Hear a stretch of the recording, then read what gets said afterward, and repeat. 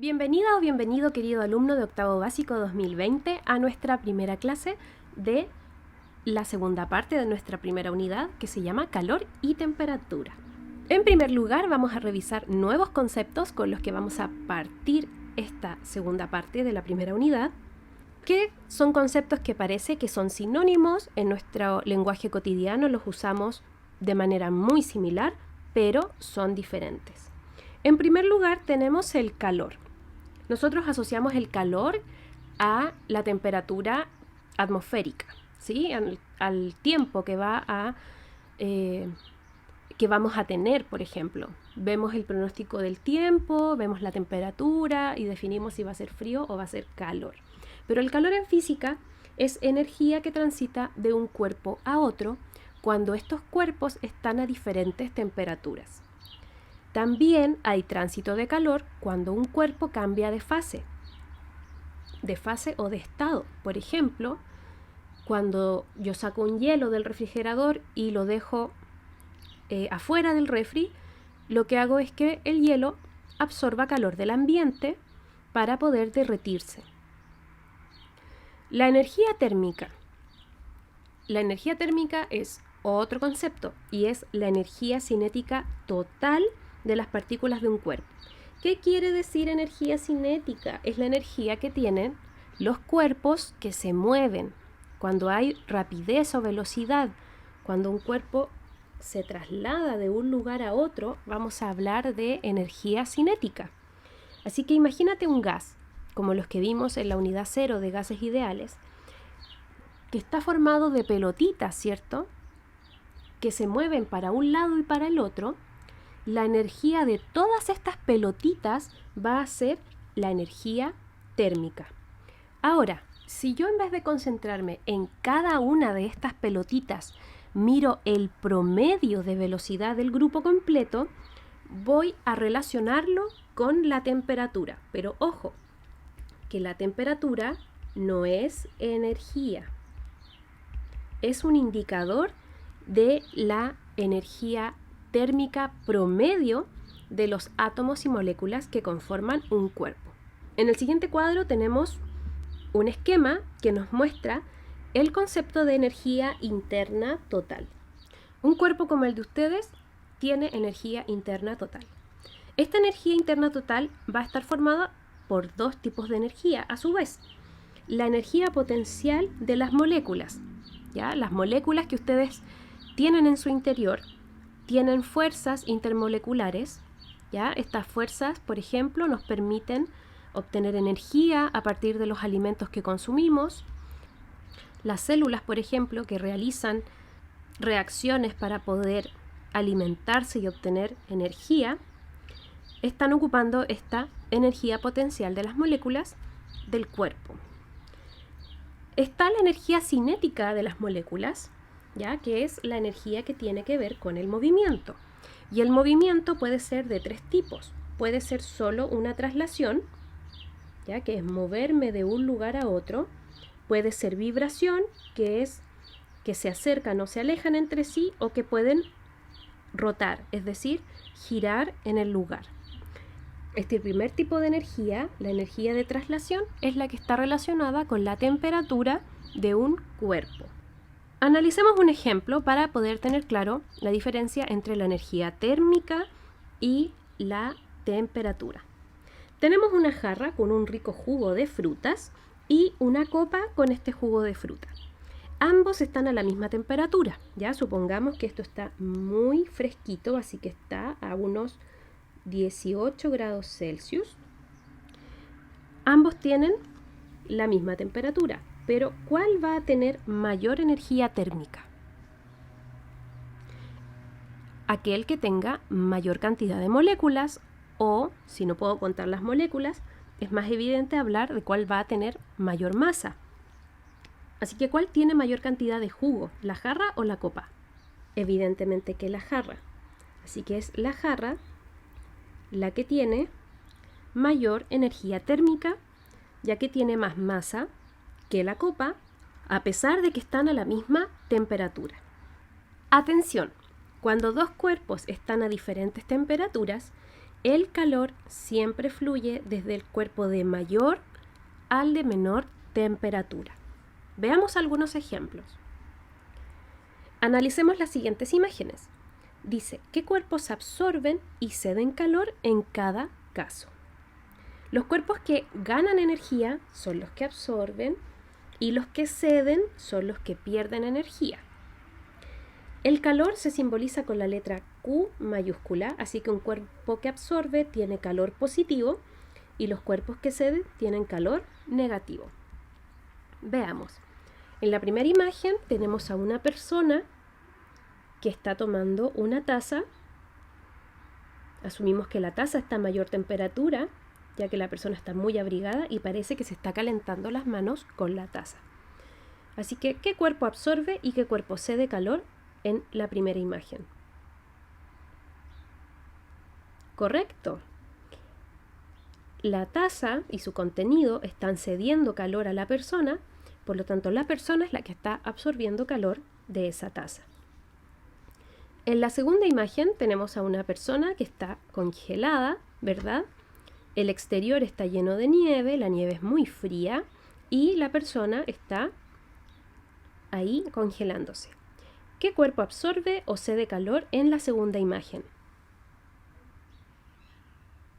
Muy bien, la persona está cediendo calor al exterior porque la persona está a mayor temperatura que el exterior y el ambiente está absorbiendo la energía de la persona.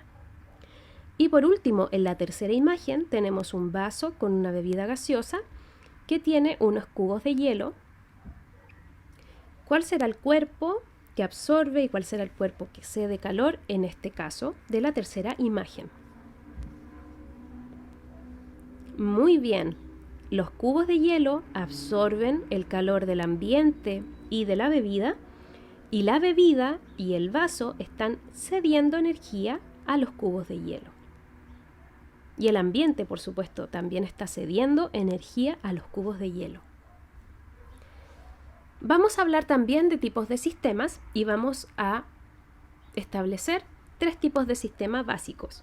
Los sistemas son los límites de lo que vamos a estudiar, ¿ya? Cuando hablamos del sistema, estamos estableciendo qué es lo que vamos a estudiar. Por ejemplo, la temperatura de una persona, el sistema es la persona. Si vamos a hablar de la atmósfera, el sistema es la atmósfera. Si vamos a hablar de una taza con un contenido, por ejemplo, la taza de café que aparece ahí, ese es mi sistema. En el primer caso tenemos un sistema abierto.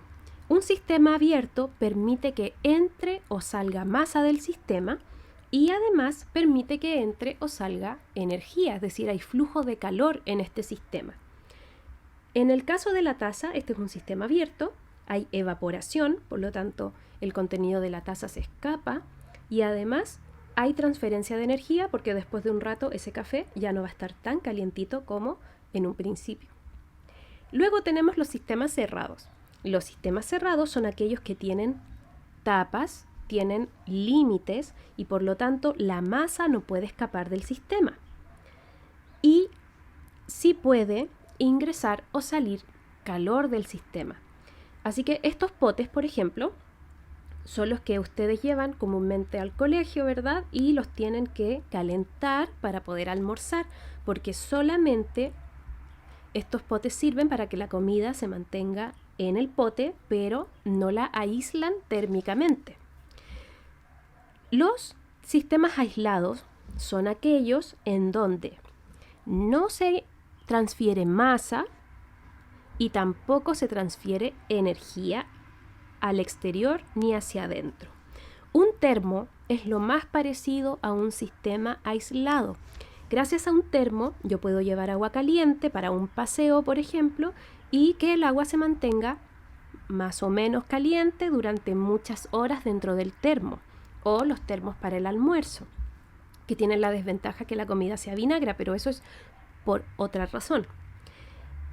¿Qué tan bien aislado esté un sistema? Va a depender de cuánto tiempo lo vamos a estudiar y también del material aislante que tenga este sistema.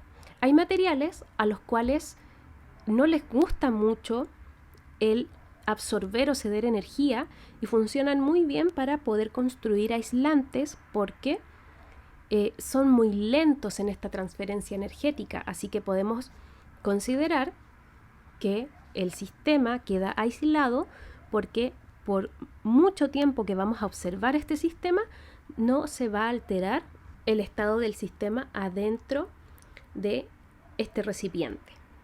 Y nuestro primer concepto clave en el cual vamos a profundizar en estas primeras sesiones es el de temperatura. La temperatura se mide con termómetros. Los termómetros aprovechan propiedades que cambian cuando la temperatura de un objeto cambia. Por ejemplo, tenemos los termómetros que son por dilatación, los termómetros clínicos que tienen mercurio o termómetros de alcohol utilizan la dilatación de este líquido para poder tomar la temperatura. Esta dilatación es lineal y por eso los termómetros tienen este papel como una regla que nos permite leer la temperatura. La dilatación significa que un material aumenta sus dimensiones cuando aumenta de temperatura. Después tenemos los termómetros eléctricos, que son aquellos que tienen una resistencia que va cambiando su valor a medida que la temperatura cambia. Y como la resistencia cambia, cambia la corriente dentro del termómetro y eso nos permite saber a qué temperatura está el termómetro. Y están los infrarrojos, que son aquellos que tienen receptores de ondas infrarrojas, que son las ondas que todos los cuerpos emiten al exterior y dependiendo de la temperatura que tenemos, va a ser la lectura que va a tener este termómetro de infrarrojo. La ventaja de este termómetro es que no necesita tocar a la persona a la cual le va a medir la temperatura, incluso se ocupan para medir la temperatura ambiental. Y también tenemos otros tipos de termómetros que utilizan, por ejemplo, un metal que se va calentando, los metales van cambiando de color a medida que aumentan su temperatura y eso permite, por ejemplo, medir temperaturas muy altas que estos termómetros no pueden medir, ya que como todo instrumento de medida, los termómetros tienen rangos en los que son eficaces, tienen rangos en los que pueden medir. Los termómetros como el de al medio, este termómetro eléctrico que puede estar en la mayoría de las casas, funciona en un rango de temperaturas que permite medir la temperatura corporal. ¿Sabes cuál es la temperatura normal a la que debería estar una persona? Sí, aproximadamente 37 grados Celsius. Los termómetros miden su propia temperatura. Cuando nosotros queremos medir la temperatura de alguien, tenemos que poner el termómetro, ¿verdad?, debajo de la axila de la persona y esperar un tiempo. ¿Para qué? Para que el termómetro y la persona intercambien calor, el termómetro llegue a la temperatura a la que está la persona y así podemos leer recién el termómetro. Los termómetros son los instrumentos de medida y dependiendo del país o del uso que le demos a esa información, nosotros vamos a trabajar en una determinada escala termométrica. Las escalas termométricas son unidades de medida, así como lo son los centímetros, los metros, las yardas, las millas. Para la temperatura tenemos 3 unidades de medida distintas: los grados Celsius, los grados Fahrenheit y la escala Kelvin, que no se dice grado Kelvin, sino simplemente Kelvin. Para construir una escala termométrica, lo que necesitaron los científicos que hicieron este trabajo hace mucho tiempo atrás es establecer 2 puntos en los cuales la temperatura sea estable para poder graduar estos termómetros y poder trabajar en una escala para poder medirlas. Estos puntos que tienen una temperatura estable son los cambios de estado de los elementos que nos rodean. El elemento más fácil o más práctico de observar es el agua. La fusión del hielo es la temperatura a la cual el hielo se derrite o el agua se convierte en hielo. Es la misma temperatura para ambos procesos. Esa temperatura en la escala Celsius se eligió como 0 grados. Y luego se fija otra temperatura, que es la temperatura para la ebullición del agua a nivel del mar. Ojo con eso, porque la ebullición del agua no es la misma de acuerdo al lugar geográfico en el que nos encontremos.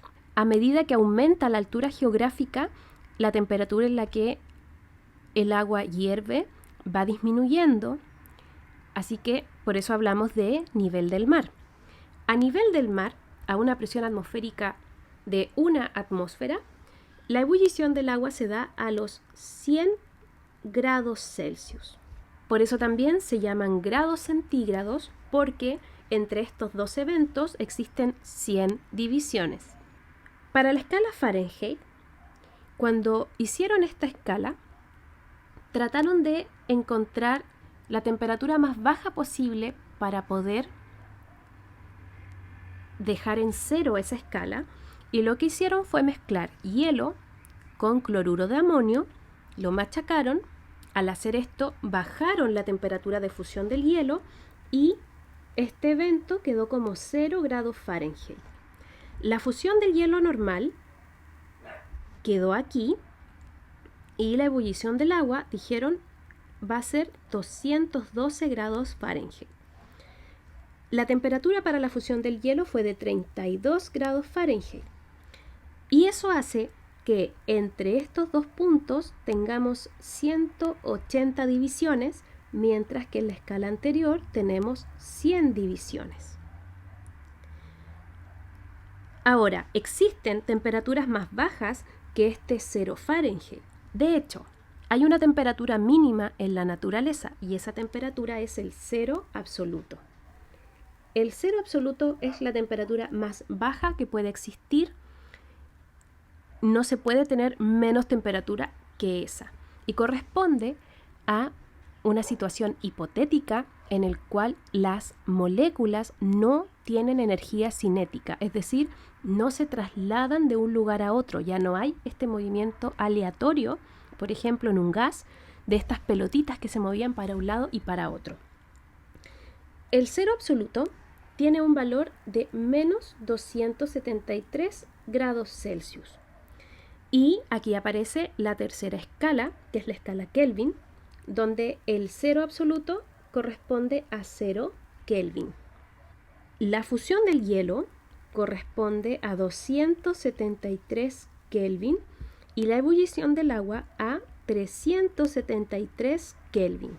Es decir, al igual que la escala Celsius, entre estos dos eventos hay 100 divisiones. La escala Fahrenheit se utiliza principalmente en los países de habla inglesa y nosotros ocupamos la escala Celsius para las temperaturas. ¿Cómo pasamos de una escala a otra? Bueno, la temperatura Celsius es a la temperatura Fahrenheit menos 32, porque tenemos aquí el desfase entre el 0 y el 32, como es a 100 dividido 180. Si simplificamos, eso es 5 novenos. Esta fórmula me gusta mucho ocuparla, pero es más fácil escribirla así. Temperatura Fahrenheit es igual a 1,8 por temperatura Celsius más 32. Y esta es la que vamos a ocupar para cambiar de una escala a otra. Entre la escala Celsius y la escala Kelvin la relación es mucho más fácil porque, si ya se dieron cuenta, es la misma escala Celsius, pero corrida. En vez de menos 273 grados Celsius, partimos con el 0, así que la temperatura en Kelvin es igual a la temperatura Celsius más 273. Y así tenemos dos fórmulas para cambiar temperatura, tomando como referencia la temperatura Celsius para ir a los grados Fahrenheit o para la escala Kelvin. ¿Cuál es la temperatura del 0 absoluto en la escala Fahrenheit? No lo hemos puesto. Es menos 459 aproximadamente grados Fahrenheit. ¿Existe un límite hacia la derecha en esta escala? La verdad es que no. La temperatura puede aumentar infinitamente, pero sí tiene un tope para el punto mínimo. Es decir, las moléculas se pueden agitar todo lo que quieran, pero hacia atrás sí hay una partida para la temperatura. Vamos a hacer ejercicios para convertir escalas. Aquí tenemos que tener nuestra calculadora a mano. En el reporte del tiempo han pronosticado 95 grados Fahrenheit en la ciudad de Madrid, España. ¿Cuál es el valor de esta temperatura en escala Celsius y Kelvin? Bien, vamos a tomar la primera fórmula que establece una relación entre la temperatura en grados Fahrenheit y la temperatura Celsius. Temperatura Fahrenheit igual a 1,8, temperatura Celsius más 32. Vamos a reemplazar con el único dato que tenemos, que es que la temperatura es de 95 grados Fahrenheit. Vamos a colocar aquí 95 igual 1,8 temperatura Celsius más 32. Nos queda una ecuación de primer grado, la incógnita está ahí, así que vamos a despejar. 95 menos 32 igual a 1,8 temperatura Celsius. Esto nos da 63 igual a 1,8 temperatura Celsius. Y ahora dividimos 63 dividido 1,8, lo cual nos da 35 grados Celsius. Es decir, es un día caluroso en la ciudad de Madrid, España. Ahora vamos a convertir esta temperatura, que ya la tenemos en grados Celsius, en escala Kelvin. La temperatura en Kelvin es igual a la temperatura Celsius más 273.